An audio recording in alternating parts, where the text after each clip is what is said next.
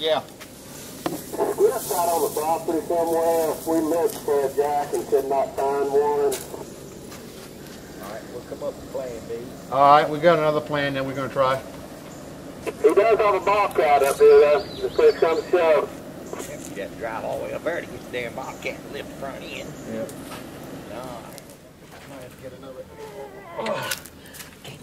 Man, if we had a longer bar, put it in there. You want to try and split it with the other jack? Let the air out of the tire. You got a pump? I got a pump. Let the air out of the tire. This tire will drop on down, and it'll go on there.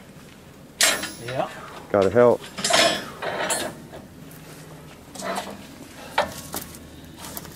This thing needs to sit on there a certain way too. This needs to be right there, right? Yeah, if we can get it on there, we can probably spin it.